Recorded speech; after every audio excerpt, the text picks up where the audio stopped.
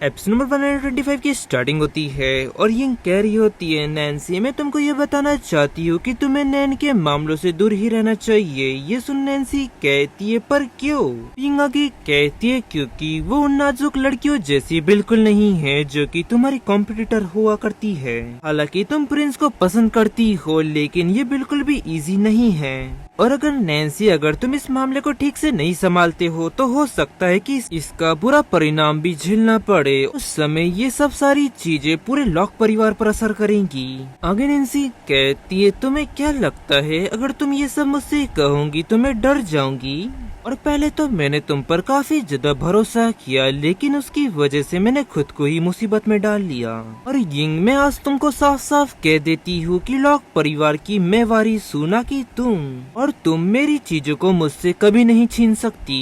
और चलो अब तुम मुझसे दूर हो जाओ। आगे यिंग कहती है, नहीं नैन्सी मुझे लगता है तुम मुझे गलत समझ रही हो, कभी भी तुमसे कुछ नहीं छीनना चाहती।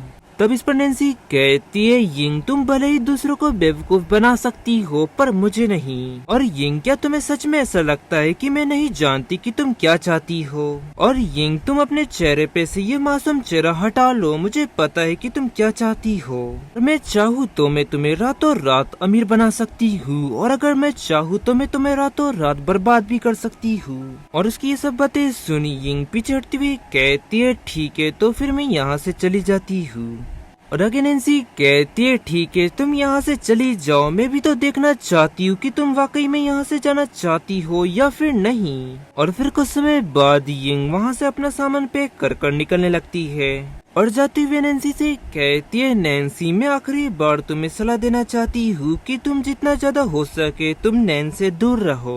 उसकी ये बात सुन नैन्सी चिल्लाती हुई कहती है, तुम यहाँ से निकल जाओ, बस वही बेहतर होगा और तुम्हें मेरे काम के बारे में चिंता करने की कोई जरूरत नहीं है। और तभी वहाँ पर नैन्सी के डैड आ जाते हैं और चिल्लाती हुई कहते हैं, बस बहुत हो गया, ये मेरा घर है और मैं डिसाइड करूँगा कि इस घर में कौन रहेगा और कौन नहीं। वही वो दोनों कहते हैं, डैड। आगे नैन्सी रोती हुई कहती है, डैड मैं आपकी बेटी हूँ और अगर आप उसे जाने नहीं देंगे तो मैं यहाँ से चली जाऊंगी। और आगे बढ़ कहती है, मैं तुमसे काफी ज्यादा नफरत करती हूँ। ज्यादा देख यिंग कहती है, नैन्सी रुक जाओ। और डैड कहते हैं, यिंग उसे नजरअंदाज करो और उसे शांत होने दो।